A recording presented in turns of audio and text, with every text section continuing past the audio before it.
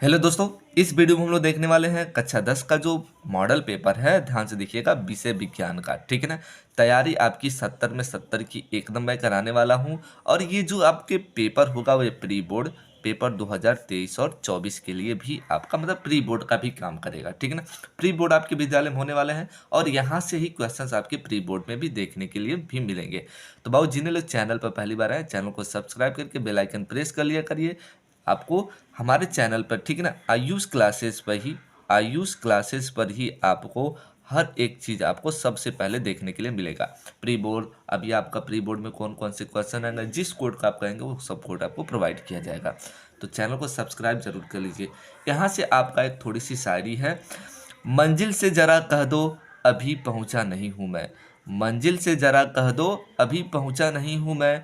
मुश्किलें ज़रूर है मगर ठहरा नहीं हूँ मैं। ठीक है ना। तो ध्यान से देख लीजिए बाबू। चलिए हम लोग इसी लाजवाब शायरी के साथ नए क्वेश्चन की स्टार्ट करते हैं। प्री बोर्ड की परीक्षा की क्या करते हैं, क्वेश्चन की स्टार्ट करते हैं। मॉडल पेपर की हम लोग परीक्षा की तैयारी का स्टार्ट करते हैं और बोर्ड पेपर की तैयारी का भी स्टार्ट करते हैं। तो यहाँ से आप लोग पहला क्वेश्चन देख सकते हैं। तो पहला क्वेश्चन आपका यहाँ पर है, कह रहा है यदि वस्तु का प्राप्त प्रतिबिंब छोटा व आभासी हो तो प्रयुक्त दर्पण होगा। कह रहा है यदि वस्तु का प्राप्त, ध्यान से कि प्रतिबिंब छोटा और आभासी होता है तो प्रयुक्त दर्पण कौन सा होता है। तो हम सभी को पता है जब आभासी होता है और छोटा दर्पण होता है तो वो हमारा उत्तल दर्पण होता है। कौन सा दर्पण होता है? उत्तल दर्पण होता है। दूसरा प्रश्न आपका कह रहा है, मानव नेत्र वस्तु का प्रतिबिंब बनाती है। मानव जो नेत्र होती है वस्तु का प्रतिबिंब बनाती है। कहाँ पर बनाती है? कार्निया पर, पारितारिका पर, पुतली पर, दृष्टि पटल पर। कहाँ पर बनाती है? तो देखिएगा, जो मानव नेत्र जो होता है अपना वस्तु का जो प्रतिबिंब बनाता है वह दृष्टि पटल पर बनाता है। दृष्टि पटल पर बनाता है। अगला क्वेश्चन हमारा है, देख सकते हैं आप लोग, कह रहा है विद्युत ऊर्जा तुल्य होती है। तो जो विद्युत ऊर्जा है वह तुल्य होती है। ध्यान से देखिएगा, V²T/R के, V²T/R के, V²T के, L²R² T के। तो ये सभी तीनों ऑप्शन गलत है, तो आपका राइट आंसर हो जाएगा ए वाला इज करेक्ट आंसर हो जाएगा। ओके। अगला क्वेश्चन हम लोग देखते हैं, 4 नंबर क्वेश्चन। कह रहा विद्युत बल्ब में प्रयुक्त जो आपका तंतु बना होता है, विद्युत बल्ब में जो प्रयुक्त तंतु बना होता है, जो आपका तंतु होता है, ऐसे आप लोग देखे होंगे। ऐसे आपका बल्ब जो होता है, ऐसे आपका यहाँ से जो राड लिखाया जाता है, ऐसे जो आपका होता है ना, इस टाइप में जो आपका वो तंतु बना होता है, किसका बना होता है? ऑप्शन है नाइक्रोम का, टंगस्टन का, कॉपर का, मैग्नीज का। तो ध्यान से देखिएगा, अगर आपको पता है तो बता सकते हैं। तो वो देखिएगा किसका बना होता है? टंगस्टन का। किसका बना होता है? टंगस्टन का। आगे क्वेश्चन हम लोग देखते हैं। कह रहा है जीवाश्म ईंधन है। तो जीवाश्म ईंधन कैसा है? तो ध्यान से देखिएगा, पेड़ पौधे का, जीव जंतु का, कोयला एवं पेट्रोलियम का, या कोयला का। वेरी वेरी आपकी इंपॉर्टेंट है बोर्ड पेपर की दृष्टि से। ध्यान से देखिए, जीवाश्म जो ईंधन है कोयला एवं पेट्रोलियम का होता है। अगला क्वेश्चन है आपका, चुंबकीय बल रेखाएं होती हैं। तो चुंबकीय बल रेखाएं कैसी होती है? तो ध्यान से देखिएगा, जो चुंबकीय बल रेखाएं होती सदैव समांतर होती हैं। सदैव समांतर होती हैं, गलत है। एक बिंदु पर मिलती हैं, गलत है। एक दूसरे को कभी नहीं काटती हैं। तो देखिएगा, चुंबकीय बल जो रेखाएं होती है कभी भी एक दूसरे को नहीं काटती। ऐसा आपका चुंबकीय ऐसे होता है विभव, ठीक है ना, ऐसे आपको निकलते रहते हैं, ऐसे आपके। तो एक दूसरे को कभी आपके ऐसे काटती नहीं है। ऐसे हम लोग पढ़े बाबू। तो एक दूसरे को कभी आपकी काटती नहीं है। अगला क्वेश्चन लोग देखते हैं। बहुत जिन्हें लोग चैनल पर पहली बार है, चैनल को सब्सक्राइब कर लो। प्री बोर्ड के 100% आपके बोर्ड पेपर में यही सब क्वेश्चन देखने के लिए मिलेंगे। तो चैनल को सब्सक्राइब करके बेल आइकन प्रेस कर लो, ताकि जैसे मैं वीडियो अपलोड करता रहूँ आप तक सबसे पहले नोटिफिकेशन पहुँचता रहे। अगला क्वेश्चन आपका है, कह रहा है किलोवाट घंटा किस भौतिक राशि का मात्रक है?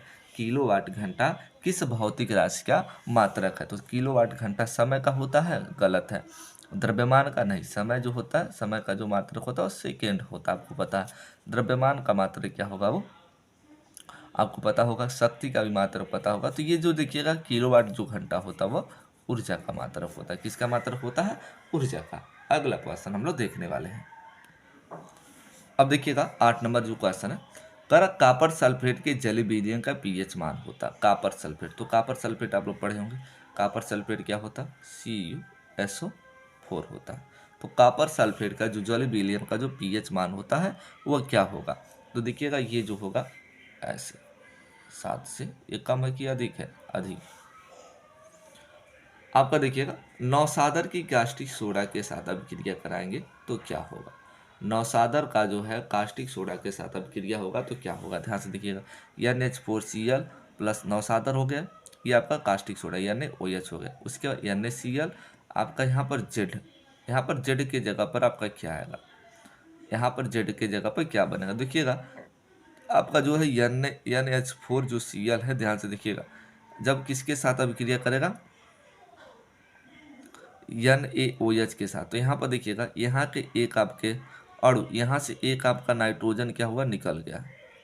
यहाँ पर एक नाइट्रोजन मतलब यहाँ से एक नाइट्रोजन को, यहाँ पर नाइट्रोजन इसमें से नहीं निकला, एक हाइड्रोजन निकल गया, एक हाइड्रोजन निकल के H2O बना लिया यहाँ पर। तो बचेगा आपका यहाँ पर NH3। क्या बचेगा? वो आपका NH3, क्योंकि Cl जो है Na के साथ अभिक्रिया कर लिया तो NaCl बना लिया है, और H और यहाँ से एक हाइड्रोजन निकल गया है तो H2O जल बन गया। तो बचा आपका NH3, तो आपका क्या हो जाएगा? अमोनिया बनेगा। क्या बनेगा आपका? अमोनिया, NH3 बचेगा। अगला क्वेश्चन हमारा है 10 नंबर, कह रहा है निम्न में से किसमें कार्बन कार्बन के मध्य द्विआबंध पाया जाता है? कार्बन कार्बन के मध्य किसमें द्विआबंध पाया जाता है? तो एथेन में, एथीन में, एथाइन में, सभी में, किस में पाया जाता है? तो देखिए होंगे आप लोग, जो हाइड्रोजन होता है, ध्यान से देखिएगा, कार्बन एथेन, एथेन एन आपका जो होता है उसमें कार्बन कार्बन के मध्य क्या होता है? एक आबंध पाया जाता है। और एथेन एथीन में जो होता है कार्बन कार्बन के मध्य द्विआबंध पाया जाता है, ठीक है ना।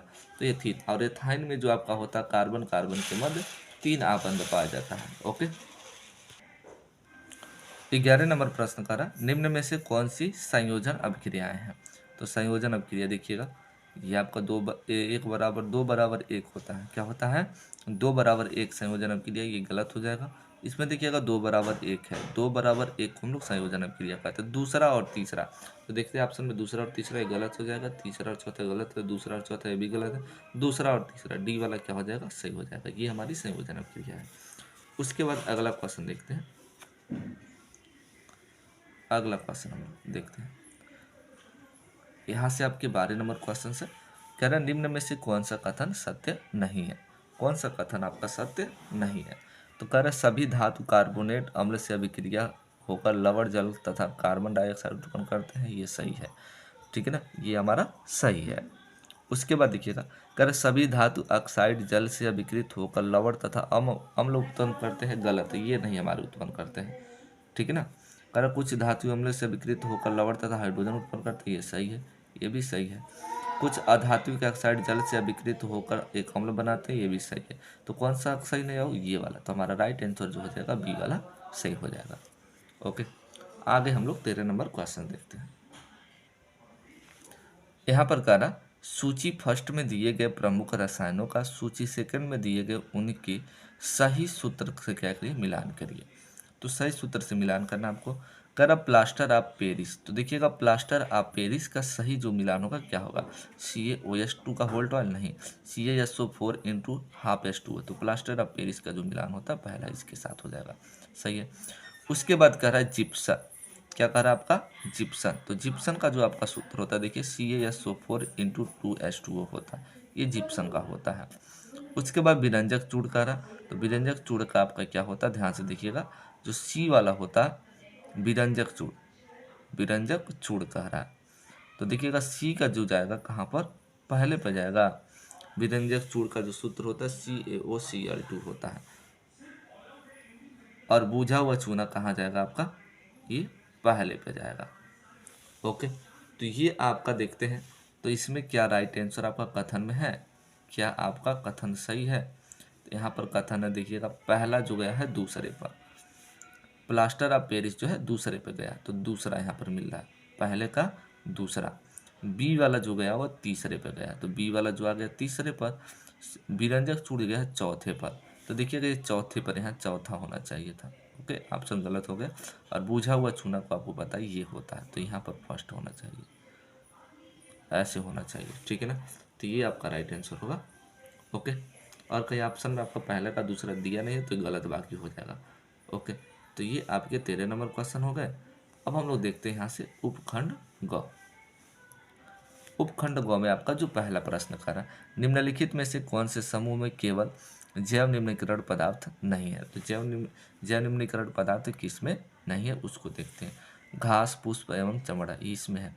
घास, लकड़ी एवं प्लास्टिक, तो इसी में आपके जैव निम्नीकरण पदार्थ नहीं है। ओके, अब अगला प्रश्न आपका कह रहा है 15 नंबर। तो 15 नंबर क्वेश्चन देखते हैं। कह रहा फेफड़ों में शुद्ध रुधिर आता है। फेफड़े में शुद्ध रुधिर आता है। तो फेफड़े में शुद्ध रुधिर आता कहाँ से आता है? Very very important question. बाएं अलिंद से, दाएं अलिंद से, या बाएं नीला से या दाएं नीला से, कहाँ से आता है? तो देखिएगा 15 नंबर जो क्वेश्चन आपका है राइट आंसर हो जाएगा बाएं नीला से आता है। ओके, अगला क्वेश्चन है कोशिकीय प्रक्रमों में ऊर्जा मुद्रा होती है। तो कोशिकीय प्रक्रमों में ऊर्जा मुद्रा कौन सी होती है? तो ध्यान से देखिएगा 16 नंबर का जो आपका क्वेश्चन है, तो ये इसमें आपको पता होगा एटीपी द्वारा होता है। ओके, 17 नंबर क्वेश्चन है द्विनिषेचन क्रिया में त्रिक संलयन के पश्चात बनने वाले ऊतक का नाम है। तो ऊतक के नाम कौन सा? भ्रूणपोष, भ्रूण, मूलांकुर या इनमें से कोई नहीं। तो देखिएगा इसमें जो आपका होता है राइट आंसर भ्रूणपोष हो जाएगा। आगे हम लोग देखते हैं 18 नंबर क्वेश्चन। कह रहे हैं यहाँ पर निम्न कालमों को मिलाना है। आपको बायोलॉजी का क्वेश्चन है, तो कालमों को मिलाना है। तो देखिए कैसे मिलाएंगे, वेरी वेरी आपके इंपॉर्टेंट क्वेश्चंस होने वाले हैं। ओके, कह रहा अमोनिया जो है उत्सर्जित करती है। तो अमोनिया जो उत्सर्जित करती है, देखिए अस्थिल मछलियाँ को, तो पहला का चला जाएगा दूसरे पर। पहला कहाँ जाएगा बाबू? ए जो होगा वह दूसरे नंबर पे जाएगा। ओके, उसके बाद कह रहा ध्यान से देखिए बोमेन संपुट होता है। तो बोमेन संपुट क्या होता है? ध्यान से देखिए ब्रिक नलिका होता है। क्या होता है? वह ब्रिक नलिका होता है। ध्यान से देखिए जो आपका मूत्रण है, मूत्रण का कहाँ काम होता है? मूत्राशय में होता है, तीसरे पे ही आएगा। ओके, यूरिया अम्ल उत्सर्जित करता है। यूरिया अम्ल जो है उत्सर्जित करता है, किसका करता है? यूरिया अम्ल जो होता है मूत्राशय का करता है या पक्षी का? ऑप्शन गलत दे देता है आपका कुछ, ये आपका ऑप्शन लग रहा है गलत दिया है। एक मिनट थोड़ा देख लेते हैं हम। ऑप्शन में यही आपका मिल रहा है, ऑप्शन में ऐसे ही दिया है। ठीक है बाबू, कुछ ऑप्शन आपकी गलत कर दी है, इसको मिलाना पड़ेगा। ओके, ये वाला ऑप्शन दिया है सही यहाँ पर। उसके बाद 19 नंबर क्वेश्चन देखते हैं। कह रहा बिंदु स्राव किसके द्वारा होता है? तो देखिएगा बिंदु जो स्राव आपका होता है वह जलरंध्र के द्वारा होता है। किसके द्वारा होता है? जलरंध्र के द्वारा होता है। उसके बाद 20 नंबर क्वेश्चन है यहाँ पर, ध्यान से देखिएगा। और कह रहा नीचे दिए गए चित्र मानव स्वतंत्र तंत्र को दर्शाता है, ABCD को पहचानिए। ए क्या है, बी क्या है, सी है क्या है, डी है। इसको आपको क्या करना? पहचानना। यहाँ पर देखिएगा ये जो है इसको पहचानना, ये है क्या? ए है क्या? ओके ना, तो ध्यान से देखिएगा इसको हम लोग कहते हैं एप्लीग्लोटिस कहते हैं। क्या कहते हैं? एप्लीग्लोटिस। इसको हम लोग कहते हैं एपिग्लोटिस कहते हैं। ओके, उसके बाद बी वाला जो भाग होता है, बी को हम लोग कहते हैं वायु कूपी। क्या कहते हैं? इसको हम लोग कहते हैं वायु कूपी। क्या कहते हैं? सी वाला जो आपका है, सी वाला को ब्रोनकस कहते हैं। ब्रोनकस कहते हैं। और डी वाला को हम लोग डायाफ्रामा कहते हैं। क्या कहते हैं? डायाफ्राम कहते हैं। तो इसका जो राइट आंसर हो जाएगा, देखिएगा ध्यान से, इसका राइट आंसर हो जाएगा ए वाला। क्या हो जाएगा? सही हो जाएगा। ओके, तो ये टोटल आपके 20 बहुविकल्पी प्रश्न हो गए। अब हम लोग देखते हैं वर्णात्मक प्रश्न कौन कौन से हैं। वर्णात्मक प्रश्न आप लोग तुरंत याद कर लेंगे। करा प्रकाश का प्रकीर्णन तरंग दैर्ध्य पर किस प्रकार निर्भर करता है। उसके बाद करा अवतल दर्पण के ध्रुव एवं फोकस के मध्य रखी वस्तु का प्रतिबिंब का निर्माण का किरण आरेख समझे। ये सब क्वेश्चन जितना बाबू ना एक एक करके मैं प्रोवाइड करूंगा, एक एक करके वीडियो में इन सब का अपलोड करूंगा, वहाँ से आप लोग वीडियो देख लीजिएगा। वीडियो जल्द से जल्द ये भी बन जाएगा आपका। ओके ना, तब तक याद करने वाला जो क्वेश्चन होगा आप लोग याद करेंगे, और जो चीज़ नहीं आएगा छोड़ कर रखेंगे। प्री बोर्ड होने वाला अभी समय है उसमें, और इन सभी का तब तक मैं आंसर सारा का बता दूंगा। ओके, तो चैनल से आप लोग जुड़ जाइए जिन लोग चैनल को सब्सक्राइब नहीं किए हैं।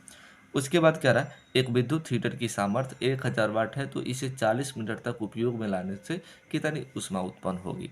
ओके, इसका आंसर इतना हो जाएगा। आंसर भी ऑलरेडी दे रखा है, आप लोग इतना कर सकते हैं। उसके बाद धारावाही पर नलिका के चुंबकीय बल रेखाओं का आरेख बनाकर खींचना और इसके अंदर नर्म लोहे की छड़ दर्पण पर क्या प्रभाव होगा। अथवा वो नहीं आ रहा तो इसको आप लोग लिख लीजिएगा। बोर्ड पेपर में 101%, प्री बोर्ड में भी 101% आपका आएंगे सभी क्वेश्चन। ओके, तो आप सभी लोग क्वेश्चन को एकदम याद कर लीजिए। आगे क्वेश्चन हम लोग देखते हैं। उपखंड आपका ख है। उपखंड ख में देखिएगा ध्यान से, आपको कुछ आंसर का जवाब मिल ही जाएगा आपका।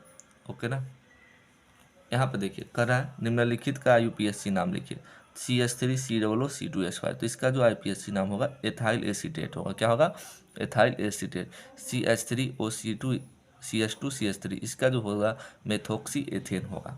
ओके, उसके बाद आपका है भर्जन तथा निस्तापन में अंतर बताना है, तो ये आप लोग याद कर सकते हैं। उसके बाद आपका प्लास्टर ऑफ पेरिस के बारे में बताइए, इसका और सूत्र लिखिए भी, और कह रहा है इस पर ऊष्मा के प्रभाव पर संक्षिप्त वर्णन करना है।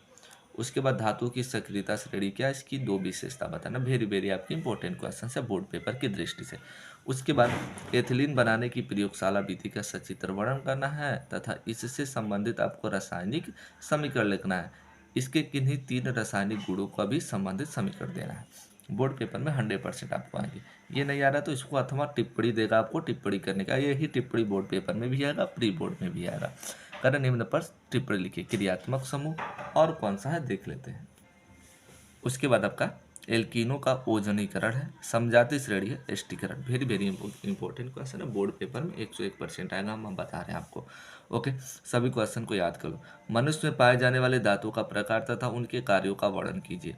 उसके बाद कह रहा प्रकृति में कायिक जनन किस प्रकार होता है, कायिक प्रवर्धन को उदाहरण सहित आपको समझाइए। कायिक जनन के लिए महत्वपूर्ण टिप्पणी लिखना है। आगे क्वेश्चन आपका ध्यान से देख सकते हैं हम लोग। आपका है 10 नंबर क्वेश्चन जो आपका है, करा वातोत्सर्जन पर परिभाषा लिखी तथा उसको प्रभावित करने वाले केवल चार कारकों का उल्लेख करना है। उसके बाद करा हार्मोनों को परिभाषित कीजिए। मधुमेह रोग किस हार्मोन के कम श्रावण से होता है, संबंधित हार्मोन के नाम बताइए। अथवा आपको ये नहीं आ रहा तो पादप गति पर एक संक्षिप्त लेख लिखना है। तो ये टोटल 6 नंबर के क्वेश्चन थे, तो मोस्ट इंपॉर्टेंट सारे क्वेश्चन हो गए। तो मिलते हैं हम लोग नेक्स्ट मॉडल पेपर में।